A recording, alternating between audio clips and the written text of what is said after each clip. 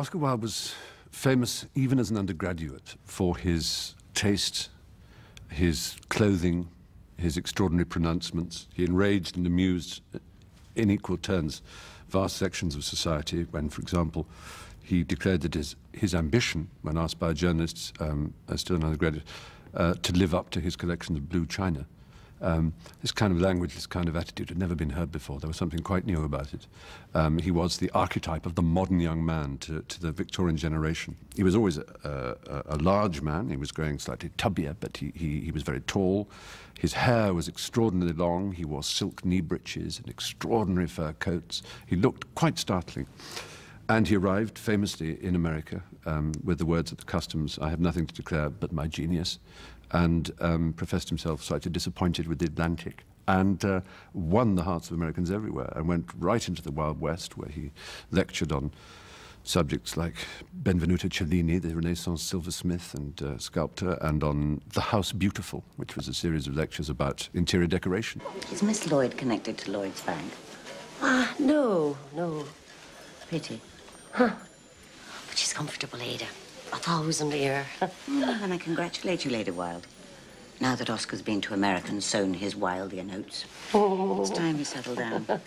But weren't they very rough? No, charming. Well, charming to me. With each other, it's true, they could be a little brusque. They hanged 2 men in the theatre one night just before I gave a lecture. I felt like the sorbet after a side of beef.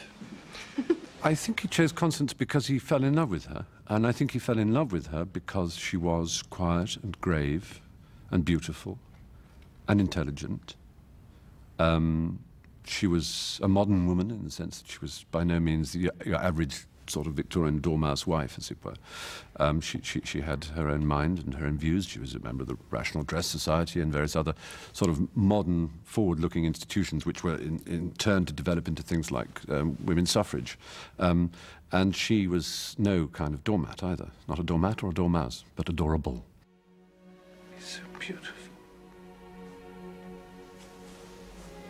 Almost as beautiful as his mother. I don't know what I'd do without you, my constant Constance. Of course, it was a different society. She did not expect to be involved in the world that Oscar lived, either professionally or intellectually. She did not expect to be able to keep her end up in conversation. Women did not have the opportunities for university education and so on. When they did learn things, it was always because they had read them themselves and they had to improve themselves.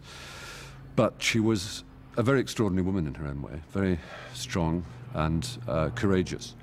And I think Oscar Wilde generally and genuinely loved her for that. And at this time, of course, there's no evidence whatsoever that he'd ever had any experience with anything other than the opposite sex. My cousin, Lord Alfred Douglas, is here. He would very much like to congratulate you. I think there's no doubt that there was some instinct in Constance that told her something was wrong, something was unhealthy about Wilde's relationship with Douglas.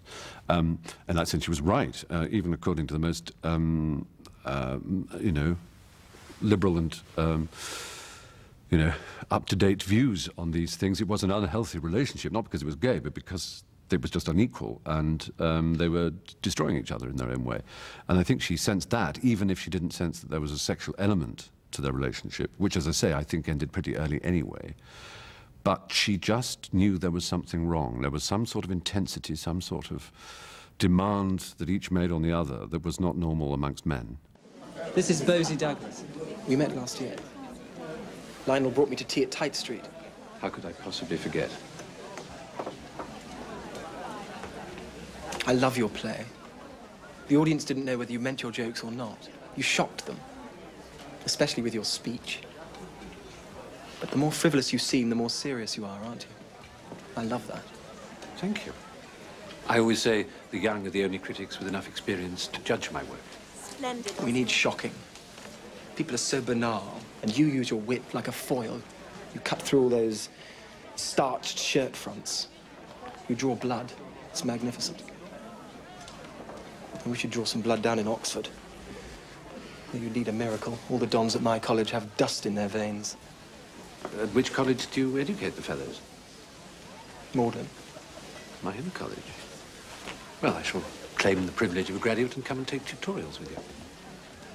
Come soon, then. They're threatening to send me down. How could they be so cruel to one so beautiful?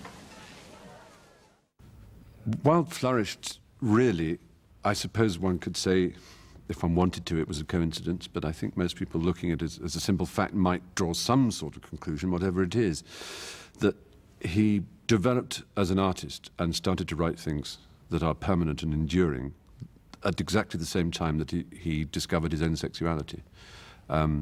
It seemed to provide this enormous outpouring of great work. Before then he'd been pretty pedestrian, a minor poet, a rather overflown kind of prose poet, and a fine critic always, but nothing utterly memorable. But it coincides exactly with his being seduced by Robbie Ross and his meeting with John Gray's second lover. The writing of A Picture of Dorian Gray, his only novel, and a work that most people will probably know something about a beautiful young man who's having his portrait painted and looks at it and wishes that he could stay like that picture and the picture could age instead of him. And we, the readers, discover that his wish is granted and he continues to be absolutely young and beautiful while his picture takes on all the qualities of his vice and his unpleasantness and his rattledness. A wonderful, chilling and extraordinary story and a great metaphor and an amazing sort of up there with Jekyll and Hyde as one of the great sort of Victorian ideas. And then he suddenly found his true voice, which was the same voice that he had as a conversationalist, which was a wit he'd never realized before, because in fact it simply wasn't a Victorian custom that wit could be used as an engine of art. It hadn't really happened since the 18th century. People were, you know, Dickens had comedy, but no one had ever written these kind of brilliant theatrical comedies. This remarkable success he was fated. It's hard to understand how successful a playwright could be then. Ladies and gentlemen, I have enjoyed this evening immensely. The actors have given us a charming rendering of a delightful play, and your appreciation has been most intelligent. I congratulate you on the great success of your performance, which persuades me that you think almost as highly of this play as I do myself.